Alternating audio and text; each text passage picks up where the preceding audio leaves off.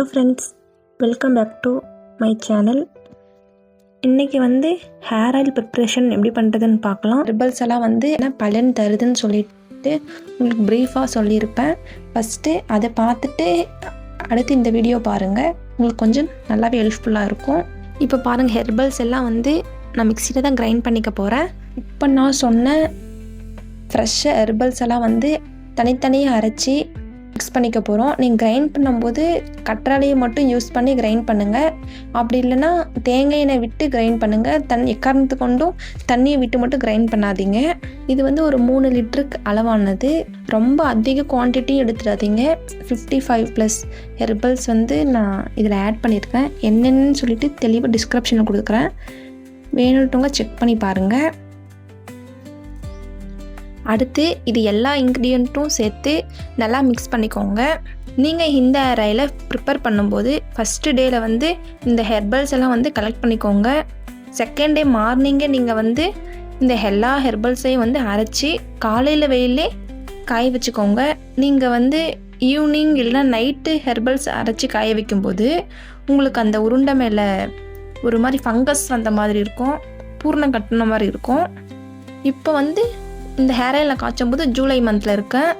இப்போ கொஞ்சம் மிதமான வெயில் தான் சொல்லிட்டு நான் டே ஃபுல்லாக வெயிலே விட்டுருவேன். இந்த ஏப்ரல் மந்த்து மே மந்தில் ஹேர் ஆயில் ரெடி பண்ணிங்கன்னா வெயில் அப்போ அதிகமாக இருக்கும். நீங்கள் மார்னிங் வெயிலில் மட்டும் விட்டுட்டு அதுக்கப்புறம் ஒரு பிளேட்டுக்கு மாற்றி வீட்டுக்குள்ளே ஸ்லாப் மேலே வச்சிட்டிங்கன்னா ஒரு 1 வீக்கில் உங்களுக்கு ரெடி ஆகிடும். இப்போ ஒரு இரும்பு பாட்டில் எடுத்துக்கோங்க.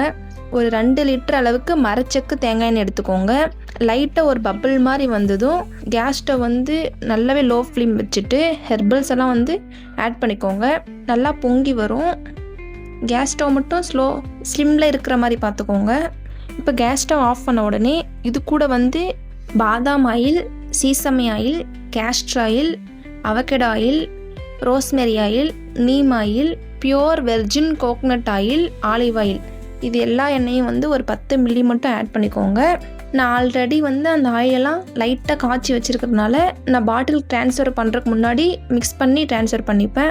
நீங்கள் அப்படியே ஃப்ரெஷ்ஷாக ஆட் பண்ணுறீங்கன்னா ஆயில் காய்ச்சி ஆஃப் பண்ணுறீங்க பாருங்கள். ஆஃப் பண்ணிட்டு அப்புறம் அந்த லைட்டான ஹீட்லேயே நீங்கள் இந்த ஆயிலெல்லாம் மிக்ஸ் பண்ணிவிட்டு அப்படியே ரூம் டெம்பரேச்சர் வந்த உடனே அந்த ஹெர்பல்ஸோடு சேர்த்து நீங்கள் பாட்டிலில் ஸ்டோர் பண்ணி வச்சுக்கோங்க. ஹெர்பல்ஸ் எல்லாம் ஆயிலில் நல்லா இன்ஃப்யூஸ் ஆகி உங்களுக்கு நல்ல பெனிஃபிட்டை தரும். 6 மந்த் வரையும் இந்த ஹேர் ஆயிலை வச்சு யூஸ் பண்ணலாம், எதுவுமே ஆகாது.